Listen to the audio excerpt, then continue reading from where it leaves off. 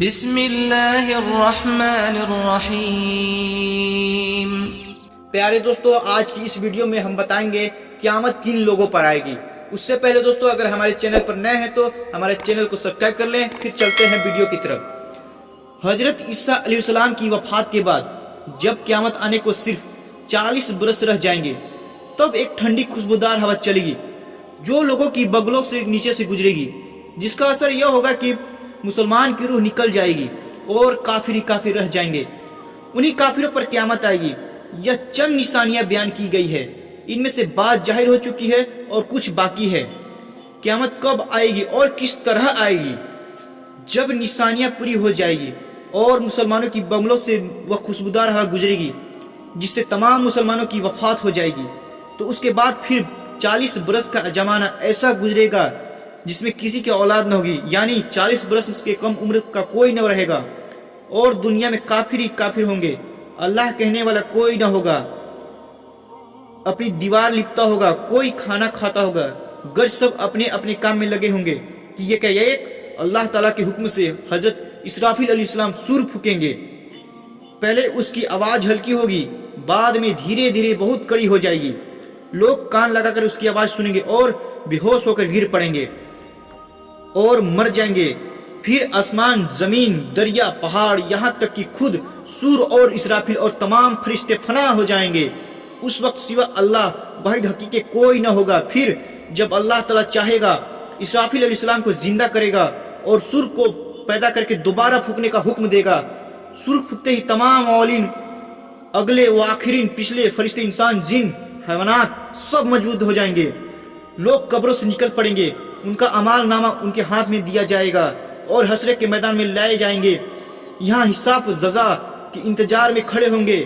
زمین تانبے کی ہوگی، سورج نہایت تیز پر سر پہ قریب ہوگا، گرمی کی سختی سے بھیجے کھولتے ہوں گے، جامانیں سوکھ کر کانٹا ہو جائے گی، بانجوں کی زبانیں میں منہ میں باہر نکل آئے گی، پسینہ بہت آئے گا، کسی کے ٹکنے تک، کسی کے گھٹنے تک، کسی کے گلے تک، کسی کے منہ تک۔ جس کا جیسا عمل ہوگا ویسا ہی تکلیف ہوگی۔ پھر پسینہ بھی نہایت بدبودار ہوگا۔ اسی حالت میں بہت دیر ہو جائے گی، 50,000 برس کا تو وہ دن ہوگا، اور اسی حالت میں آدھا گزر جائے گا۔ لوگ سفارشی تلاش کرتے رہیں گے جو اس مصیبت سے چھٹکارا دلائے اور جلد فیصلہ ہو۔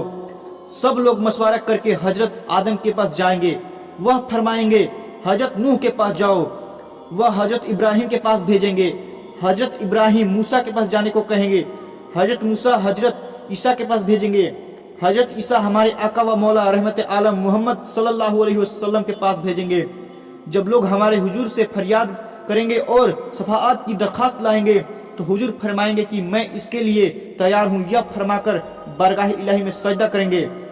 اللہ تعالیٰ فرمائے گا اے محمد سر اٹھاؤ، کہو سنا جائے گا، مانگو پاؤ گے، شفاعت کرو قبول کی جائے گی۔ جب حساب شروع ہوگا، میزان عمل، نیکی بدی تولنے کا ترازو میں اعمال تولے جائیں گے۔ اپنے ہی ہاتھ پاؤں بدن کے اعضاء حصے اپنے خلاف گواہی دیں گے۔ زمین کے جس حصے پر کوئی عمل کیا تھا وہ بھی گواہی دینے کو تیار ہوگا۔ نہ کوئی یار ہوگا، نہ مددگار، نہ باپے کے کام آئے گا، نہ بھیا باپ کو۔ اعمال پوچھے جا رہے ہیں، زندگی بھر کا سب کیا ہوا سامنے ہے، نہ گناہ سے انکار کر سکتا ہے، نہ کہیں سے نیکیاں مل سکتی ہے۔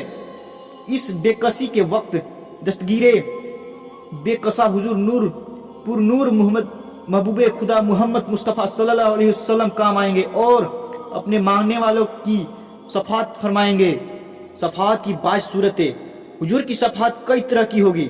بہت سے لوگ آپ کی شفاعت سے بے حساب جنت میں داخل ہوں گے، اور بہت لوگ جو دوزخ کے لائق ہوں گے حضور کی سفارش کے دوزخ سے بچ جائیں گے، اور جو گناہگار مسلمان دوزخ میں پہنچ چکے ہوں گے وہ حضور کی شفاعت سے دوزخ سے نکالے جائیں گے۔ جنتیوں کی شفاعت کر کے ان کے درجے بلند کرائیں گے۔ کون کون سے لوگ شفاعت کریں گے؟ حضور کے علاوہ باقی انبیاء، صحابہ، اولیاء، شہداء، حفاظ، حجاج بھی شفاعت کریں گے۔ لوگ علماء کو اپنے تعقل یاد دلائیں گے۔ اگر کسی نے عالم کو دنیا میں وضو کے لیے پانی لا کر دیا ہوگا تو وہ بھی یاد دلا کر شفاعت کے لیے کہے گا اور وہ اس کی شفاعت کریں گے۔ یہ قیامت کا دن جو 50,000 برس کا دن ہوگا، جس کی مصیبت بے شمار وہ ناقابل برداشت ہوگی۔ یہ دن انبیاء و اولیاء اور صالحین کے لیے اتنا ہلکا کر دیا جائے گا کہ معلوم ہوگا کہ اس میں اتنا وقت لگا جتنا ایک وقت کی فرض نماز میں لگتا ہے، بلکہ اس سے بھی کم، یہاں تک کہ باجوں کے لیے تو پلک جھپکنے میں سارا دن طے ہو جائے گا۔ سب سے بڑی نعمت جو مسلمانوں کو اس دن ملے گی وہ اللہ تعالیٰ کا دیدار ہوگا۔ اب اس کے بعد آدمی کو ہمیشگی کے گھر جانا ہے۔ کسی کو آرام کا گھر ملے گا جس کے عیش و عشائش کی کوئی انتہا نہیں، اس کو جنت کہتے ہیں۔ کسی کو تکلیف کے گھر جانا پڑے گا جس کی تکلیف کی کوئی حد نہیں، اسے جہنم اور دوزخ کہتے ہیں۔ جنت دوزخ حق ہے، ان کا انکار کرنے والا کافر ہے۔ جنت دوزخ بن چکی ہے اور اب موجود ہے، یہ نہیں کہ قیامت کے دن بنائی جائے گی۔ قیامت، حشر، حساب، ثواب، عذاب، جنت، دوزخ، سب کے وہی معنی ہیں جو مسلمانوں میں مشہور ہے۔ لہٰذا جو آدمی ان چیزوں کو تو حق کہے مگر ان کے معنی اور کچھ کہے، مثلا یہ کہ سوال کے معنی آپ کی نیکیاں کو دیکھ کر خوش ہونا اور عذاب کے معنی اپنے برے اعمال کو دیکھ کر رنج کرنا، یہ حشر فقط روحوں کا ہوگا، بدن کا نہیں، تو ایسے آدمی حقیقت میں ان چیزوں کا منکر ہے، اور جو منکر ہے وہ کافر ہے۔ قیامت بے شک ضرور قائم ہوگی، اس کا انکار کرنے والا بھی کافر ہے۔ حشر روح اور جسم دونوں کا ہوگا، جو کہے صرف روح اٹھے گی جسم نہ ہوں گے وہ بھی کافر ہے۔ دنیا میں جو روح جسم بدن میں تھی اس روح کا حشر اسی بدن میں ہوگا، ایسا نہیں کہ نیا بدن پیدا کر کے اس میں روح ڈالی جائے گی۔ بدن کے اجزاء حصے کے اگرچہ مرنے کے بعد ادھر ادھر ہو جائے گی اور جانور کی خوراک ہو گئے، مگر اللہ تعالیٰ ان سب اجزاء کے جمع کر کے قیامت کے دن اٹھائے گا۔ حساب حق اور عمل کا حساب ہوگا، حساب کا منکر کافر ہے۔ میرے عزیز دوستو، ہمارے چینل ہمارا اسلام قرآن کو سبسکرائب کر دیں تاکہ وظیفہ، واقعہ، بیان دی ہوئی ہمارے طرف سے آپ تک پہنچ سکے۔ ملتے ہیں اگلی ویڈیو میں۔ السلام علیکم، خدا حافظ۔